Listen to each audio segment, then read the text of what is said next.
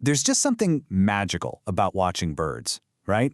But what if I told you that every single bird you spot could be more than just a quick, beautiful moment? Today, we're going to talk about how you can turn that passion for birdwatching into a really powerful scientific tool. We're talking about transforming your observations into data that actually helps us understand the natural world on a much, much deeper level. So, are you ready to take things up a notch? To go beyond just putting a name to a bird and start, really understanding its world in a whole new way? Well, that's exactly what we're about to do. And you know what the best part is? You don't need to book a trip to some far-off jungle, your local park, maybe even your own backyard. That place is a living laboratory and it's just teeming with data. It's time to see a place you thought you knew with brand new eyes. Okay, so the very first step is a little shift in your mindset. We're going to move from just spotting birds to actively, documenting them. It's kind of the difference between being a spectator in the stands and being a player on the field, contributing to a much bigger story. Think about it. Every little observation you write down, the species, where you saw it, what it was doing, it becomes a vital piece of a huge global puzzle. Your hobby literally transforms into a real scientific contribution, helping all of us understand our changing planet. So, you might be asking, what's the big deal? Why is my data so important? Well, let's dive into the real-world impact your observations can have. It's actually pretty amazing. I mean, just look at the power of what you see. For example, it was data from everyday birdwatchers, people just like you, that helped scientists track the shocking decline of the evening grosbeak, which led to real conservation efforts. Your notes on population changes can be like an early warning system for environmental problems, and they can even influence local decisions about new buildings or parks.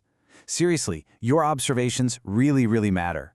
All right, so how do you actually get started? The good news is, it's so much simpler than you think. You don't need a PhD, you don't need a bunch of fancy, expensive equipment. Let's look at the basic tools you'll want to have. This is pretty much your whole starting kit. A pair of binoculars, obviously to get a closer look, a good old-fashioned notebook and a pen, and a simple map of your area. Honestly, even one you draw yourself is perfect. That map is going to become your personal treasure map, revealing all the hidden patterns of the bird world around you. Now, here's the secret formula for turning a simple sighting into super valuable data. You just have to remember 4 core things: the when and where, the what, the how many, and what they're up to. This simple framework is your key to unlocking a whole world of information. Okay, look at this. This really shows the difference between just a note and a real observation. Writing, "saw a robin" is a note, but writing, "saw an American robin pulling a worm from the ground after a rainstorm," that's an observation. See the difference? It's those little details that bring your data to life. And look, this is absolutely the most important part. Have fun with it.